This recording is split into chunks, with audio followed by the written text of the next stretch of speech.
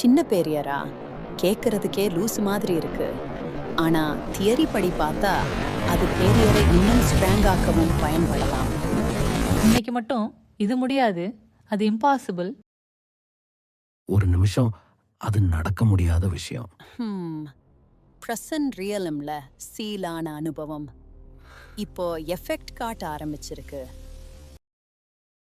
டொமைனுக்குள் மாட்டிக்கிட்ட பிறகு தப்பிச்சு போறது கிட்டத்தட்ட முடியாத விஷயம். அந்த எல்லைய கண்டுபிடிச்சா மட்டும் உனக்கு ஒரு வாய்ப்பு இருக்கும். சாதாரணமா பார்த்தா உன்னையும் எதிரியையும் உள்ளே அடக்க முடியாத அளவுக்கு ரொம்ப சின்ன பேரியர் போட்டா அது நிக்கவே நிக்காது. இதுதான் பிரசன்ட் ரியலம். பிரசன்ட் ரியம்ல ஷீல் ஆன அனுபவம் இப்போ எஃபெக்ட் காட்ட ஆரம்பிச்சிருக்கு. கத்துக்கிறதுக்கு இதை விட மோசமான சந்தர்ப்பம் இருக்க முடியாது.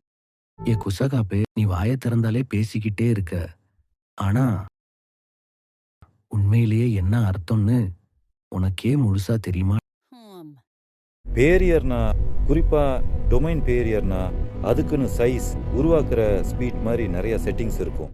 அந்த செட்டிங்ஸை எப்படி மிக்ஸ் பண்றதுன்னு புரிஞ்சுக்கிட்டா ஒவ்வொரு சோர்ஸரும் தன்னோட சொந்த டொமைன் பேரியரை உருவாக்க முடியும். ஒருவேளை மேலவலண்ட் ஸ்க்ரீன் ரேஞ்சை இந்த பெரிய பேரியருக்குள்ள ஃபிட் பண்ண இல்ல, ட்ரை பண்ணியிருப்பானோ? அவ்வளவு சைஸுக்கு கம்ப்ரஸ் பண்ணும்போது கஷ்டமா இருந்திருக்கும்.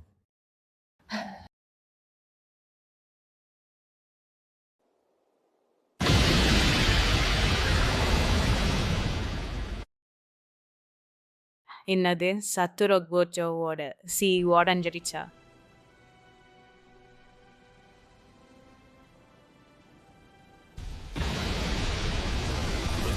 சத்தியம், அவன் என் பேரியரை உடைச்சிட்டான்.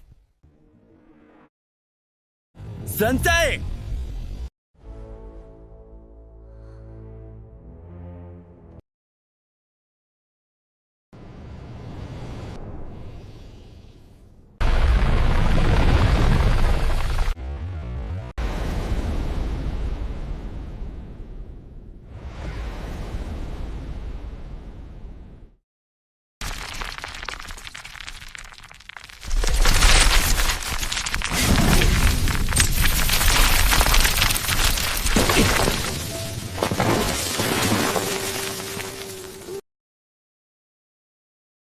ஒரு தடவை டொமைனை தவற மாற்றத்தை யூஸ் பண்றதுக்கு யோசிக்கிறேன்.